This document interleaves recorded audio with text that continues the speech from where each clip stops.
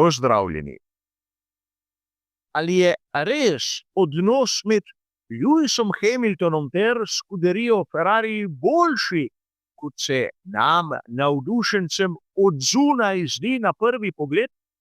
O tem in še marsičem drugim, kot običajno v naslednjih minutah.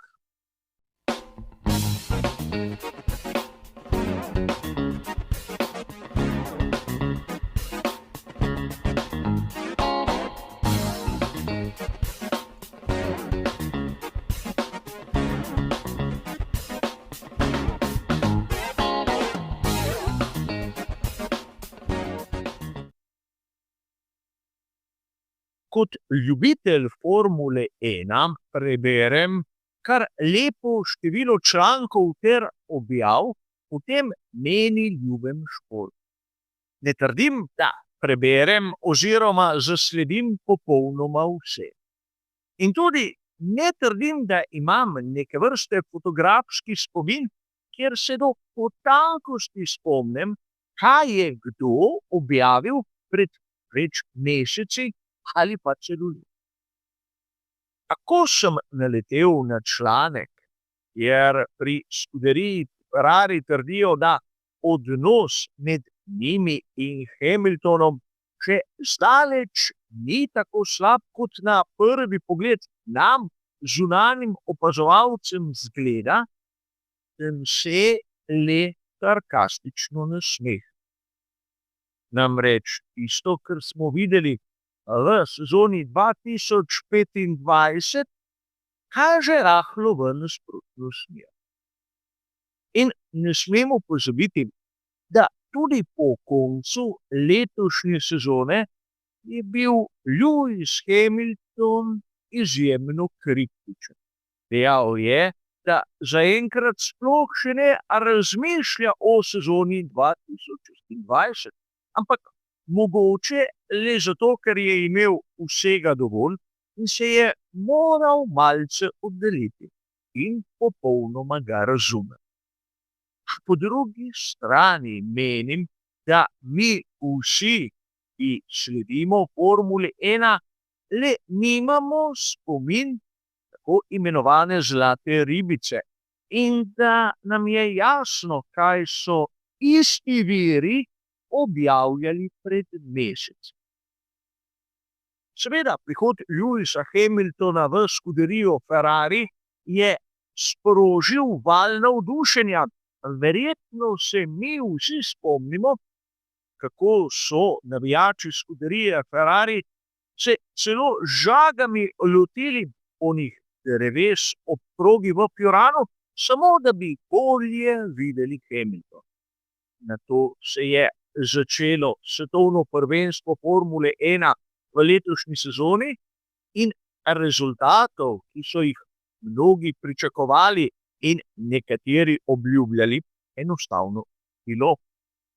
Če pustimo pri strani sprint v vikendu, posvečenemu veliki nagradi Kitajske, nismo videli tistega, kar so mnogi imeli skoraj za gotovost.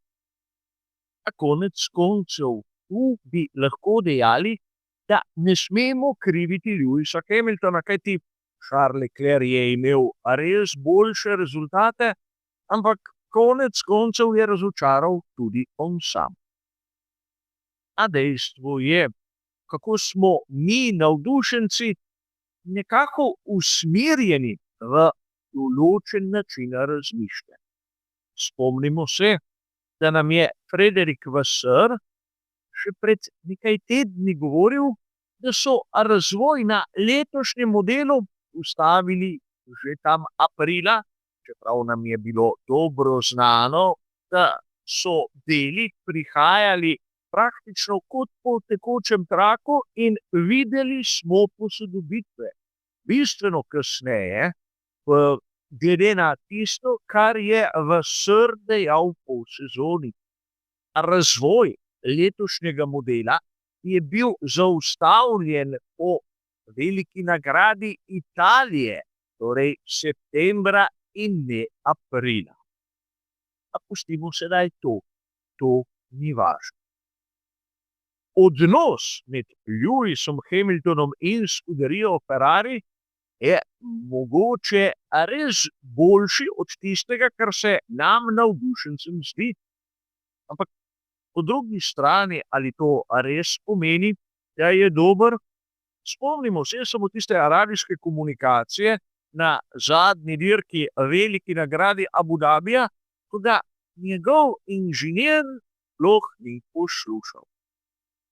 In logično je, da v primeru, ko sta inženir in voznik že dolga leta vsak na svoji strani radijske zveze, da vzpostavita nek pristen odnos.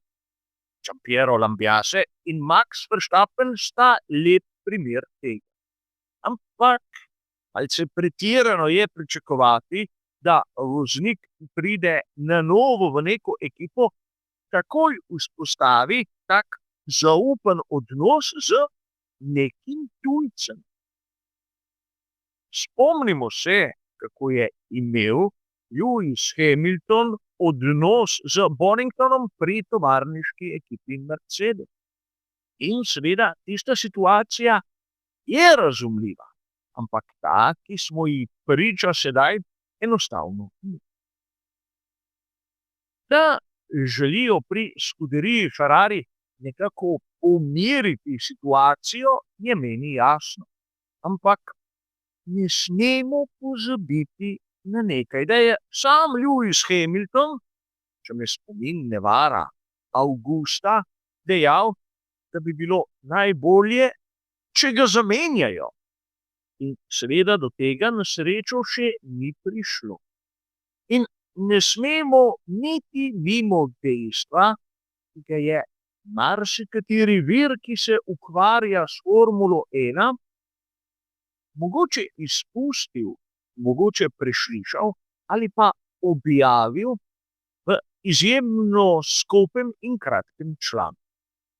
Pri Ferrariju so imeli v načrtih izdelati superšportni avtomobil, ki bi bil posvečen Lewisu Hamiltonu, neuradno F44 ali nekaj takega. Projekt je padel v vodo, na veliko razočaranje samega britanskega šampiona. In tu seveda se lahko spomnimo tudi izjave Johna Elkana, o kateri smo govorili tudi v preteklih tednih.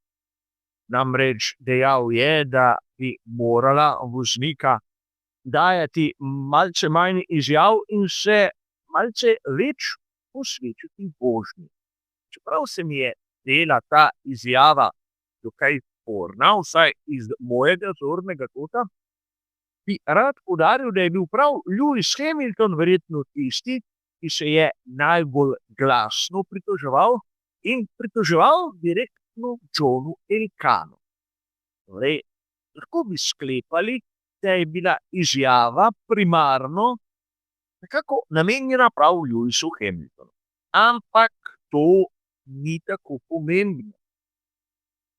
Verjetno smo vsi mi dobili občutek, da Lewis Hamilton je precej razočaran nad tistim, kar je našel v skuderiji Ferrari in Ferrariju na splošno.